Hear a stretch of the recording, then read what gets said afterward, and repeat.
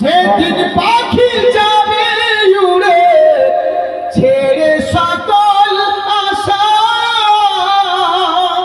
সেদিন তোরা ভালো করে বাঁধিস পাখির খাঁচা। নবীর সাহাবী মন দিয়ে শুনবেন, যুদ্ধের ময়দানে আছেন, মাথার পাগড়িটাকে উনি খুলে দিলেন গোসল করব বলে। গোসল করার লেগে মাথার আমামা পাগড়ি শরীফটা মাথায় মাটিতে রেখে দিলেন। আর যেমন পাগড়ি খুলেছে দেখছে এত বড় চুল যে পায়ে ঠেকতেছে, এত লম্বা চুল। পাশে উমর ফারুক দাঁড়িয়েছিলেন। সাহাবী বলছে, ভাই এত বড় বেদাত কেন করছো তুমি? বলে কিসের বেদাত? বলে তুমি কি জানো না আল্লাহ রাসূল কইছে কোন পুরুষের চুল যদি মহিলার চাইতে লম্বা হয় ওই পুরুষের উপর আল্লাহ লানত বর্ষিত হবে। তো তুমি এত বড় যাই না শুই না কেন এত বড় বেদাত করতেছো? যেমন কইছে আমার সাহাবীর চোখ দিয়ে পানি ছুটতে লাগলো। সাহাবী বলছে, শোনো ভাই তুমি ঠিকই বলেছো, কিন্তু কেন রাইখাছি এত বড় চুল? তাহলে শোনো। বলে কি, আমি যখন ইসলাম কবুল করলাম, ইসলাম কবুল করার পরে নবী মুস্তাফার কাছে গেলাম সালামের নজরানা দিতে। আমি সালাম পেশ করতে গেলাম, তখন আমার নবী মুস্তাফা সাল্লাল্লাহু তাআলা আলাইহি ওয়াসাল্লাম নিজের হাত মুবারক আমার মাথায় রাইখা দিয়েছিল। আমি সেদিন থেকে মনে রাখলাম, যেই মাথায় নবীর হাত মুবারক লাগছে ওই চুল কাইটা কোনদিন নদীতে নালায় গাইটারে ফেলবো না। আমি জেনে রাখো, যেদিন থেকে আমার নবীর হাত মুবারক আমার মাথার চুলে লাগছে, আমি সেই দিন থেকে আজ পর্যন্ত কোনদিন আমার চুলে কাইচি লাগাই না। সুবহানাল্লাহ, সুবহানাল্লাহ। নারে তাকবীর, নারে রিসালাত, নারে রিসালাত। কি বলছে, কেমন মোহাব্বত দেখুন সাহাবী।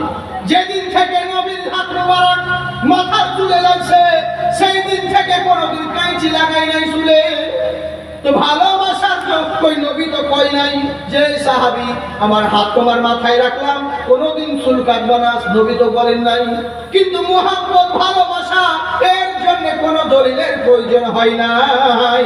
ওই যখন জালসা করে বাড়ি যাচ্ছ মাওলানা, যখন তোমার বউ কইছে বিবি এসো মাওলানা বুকে এসো, অনেক দেরি করে দিলে জালসা করতে করতে এসো আমার কাছে এসো, ওই তখন তো কইছো যে দাঁড়াও বিবি আগে হাদিস দেই খেলা ওই যে রাত 2টার সময় বউয়ের কাছে যাবে কি যাওয়া যাবে কি যাবে না, তখন তো দেখছো না একদম ডাইরেক্ট ঝাঁপিয়ে পড়ছো।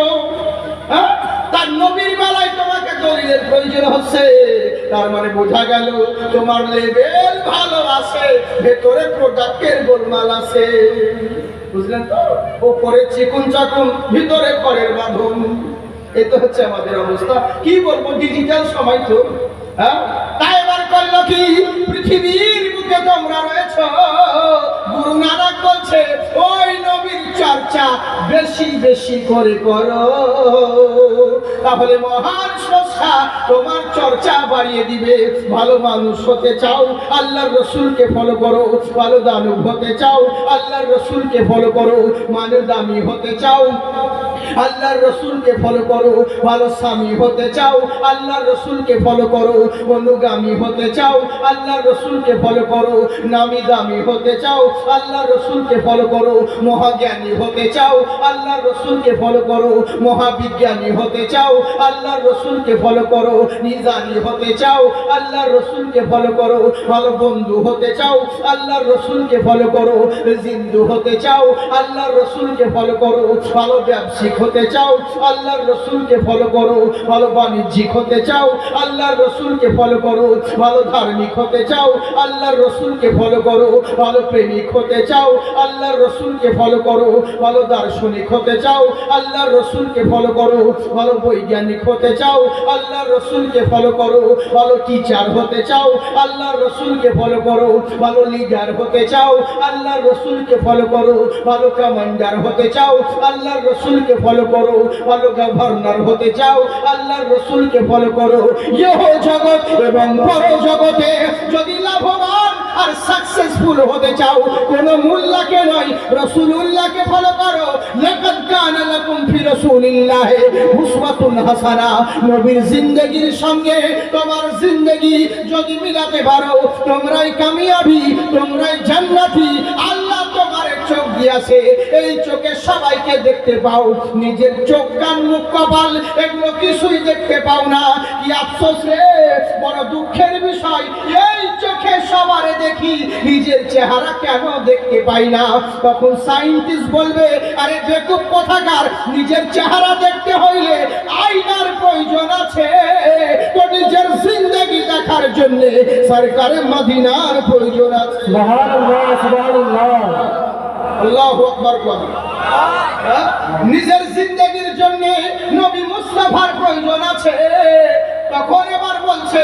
কেন নবীকে মানবো কত নবীকে কি শুধু মুসলমানরাই মানবে কত মুসলমানদের নবী বললে না না না জগদ্ধি মহিমা হাসুদা মাহে পৃথিবীর বুকে যেই জগতের প্রতিপালক মহান স্রষ্টা তিনি নবীকে প্রেরণ করেছেন নবী শুধু মুসলমানের নয় জাকির হোসেনের যেই নবী জয়দেবেরও সেই নবী আব্দুর রাজ্জাকের যেই নবী শঙ্করেরও সেই নবী আব্দুল খালেকের যেই নবী ওই বিষ্ণু দাসেরও সেই নবী সাইদুলেরও যেই নবী ওর সাগরেরও সেই নবী কারণ আল্লাহ তামাম সৃষ্টি জগতের জন্য রব হলেন আল্লাহ তেমনি তামাম পৃথিবীর জন্য রহমত আমার রাসূলুল্লাহ আল্লাহর খোদাই যতদূর নবীর মুস্তাফাই ততদূর রয়েছে তাই জেনে রাখো নবী শুধু মুসলমানের জন্য নয় তামাম সৃষ্টি জগতের জন্য নবী রহমত হয়ে এসেছে ওই নবীকে যদি আইডিয়াল মনে করতে পারো তোমরা সব জায়গায় লাভবান হবে এবার বলুন আমার বক্তব্য কি স্টার্ট হবে আগে বলবে বলবো ছেড়ে দেবো কখন সত্যি বলছেন হ্যাঁ কবু কতক্ষণ কবু সারা রাত হ্যাঁ বাবার মাল তো সারা রাত জি জি জি ইনশাআল্লাহ আল্লাহ আপনাদের মহব্বত এরকম ভালোবাসা থাকুন বেশি কমবো না শোনা হ্যাঁ আমার এবার যাইতে হবো যাকে ইনশাআল্লাহ চিন্তার কোনো কারণ নেই আবার সাইদুল ভাই আমাকে বারবার একটা নাচ বলতে কইছে তো ইনশাআল্লাহ কোথায় দিই নাকি হবো হ্যাঁ কারা কারা শুনবেন হাত উঠান মাশাআল্লাহ যেদিন পাখি যাবে উড়ে ছেড়ে সকল আশা সেদিন তোরা ভালো করে বাঁধিস পাখির খাঁচা সুবহানাল্লাহ সুবহানাল্লাহ কালাম দেখুন আহারে আমার মন বলে আপনারা চুপ থাকবেন না কত সুন্দর কালাম দেখুন ওরে সেদিন তোরা ভালো করে বাঁধিস পাখির খাঁচা আমার সুন্নিয়াতের চ্যানেল আশিক এইচডি মিডিয়া আল্লাহ রাসূলের বাণী আপনারা শুনতে পাবেন হ্যাঁ আমাদের দরকার নাই ওনাদেরকে চাইলেই পাবেন ইনশাআল্লাহ আপনারা দেখবেন সুন্নিয়াতের জিনিস নেকি পাবেন আর আমি দোয়া করি আল্লাহ পাক এদেরকেও যেন দিনের খিদমতে কবুল করেন বলেন আল্লাহুম্মা আমিন যেদিন পাখি যাবে উড়ে ছেড়ে সকল আশা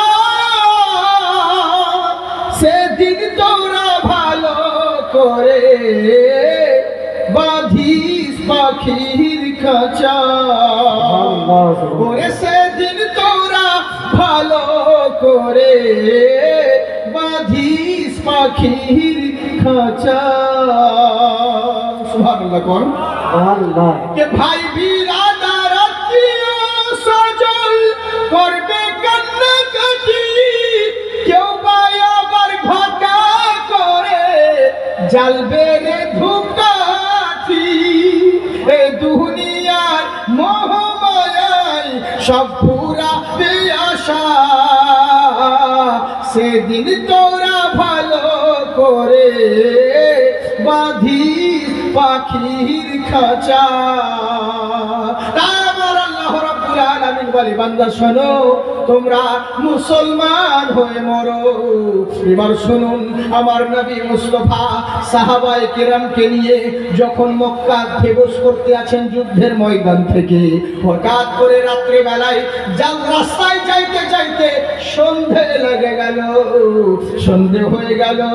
আমার নবী সাহাবীদেরকে কইছে, ও আমার সাহাবীরা শোনো, রাত্রি হয়ে গেছে, সামনে আগে আর বাড়া যাবে না, এখানে তাবু টানাও, তাবু গাড়াও, রাতটা এখানে আরাম করব, সকাল হলে পরে বেরিয়ে পড়ব। নবী আমার সাহাবীকে বললেন, এই কথাটা মন দিয়ে শোনো। জি হ্যাঁ, নবী আমার সাহাবীদেরকে কইল, মন দিয়ে শুনুন, যে কি, যে রাতটা সন্ধ্যা হয়ে গেছে। মাশাআল্লাহ, সুবহানাল্লাহ, যা আবার আগে যা। হ্যাঁ, তো যাকে, জি জি জি, তো কথা হচ্ছে কি, রাত্রিটা এখানে তাবু গাড়ো। আসলে কি জানেন তো, না পড়া খুশি হয়ে, এটা হচ্ছে আমার সাহাবী সুন্নাত। খুশি হয়ে কেউ নজরানা হাদিয়া বকশিশ দেয়, এটা হচ্ছে আমার রাসূলের সুন্নাত, নবী সুন্নাত। শুধু পয়সাটাই নজরানা নয়, সুবহানাল্লাহ, আলহামদুলিল্লাহ বলছেন, এটাও নজরানা। জোরে কোন সুবহানাল্লাহ, মাশাআল্লাহ, জিন্দাবাদ থাকুন। তাহলে বলবো তো সামনে, কারা কারা শুনবেন না, হাত উঠান। শুনবেন না? হ্যাঁ, এই তো, এগুলোকে বলে তালখানা, জোসে পড়ে হুঁশ খায়, বাংলাদেশের মতো। বাংলাদেশে যেমন বক্তা বানারি, শ্রোতা বানারি। হ্যাঁ, বক্তা ইচ্ছে যে কইছে কি জানেন, আমি আপনাদের এখানে আইতেছিলাম, আস্তে আস্তে আমার গাড়িতে কোথায় মুটা দিল, পাবলিক বলছে ঠিক, আরে তুই দেখাচ্ছিলি, ঠিক করছি। তারপরে বক্তা করছে, বেগুন খাবেন না, বেগুনে অ্যালার্জি আছে, চুলকানি আছে, কেউ বেগুন খাবেন না, বলুন ঠিক না ঠিক? পাবলিক বলছে ঠিক। তারপরে প্রধান বক্তার আগমন হয়েছে, প্রধান বক্তা বলছে, বেগুন যার মধ্যে আছে অগণিত গুণ, বেগুনে ভিটামিন আছে, খাওয়া জায়েজ আছে, খাইতে হয়, বলুন ঠিক না ঠিক? পাবলিক বলছে ঠিক, মানে সবই ঠিক। এগুলোকে বলে তালকানা, মানে জোশে করে হুঁশ খায়, সুবহানাল্লাহ বলতে গিয়ে তুফানাল্লাহ বেরিয়ে যায়।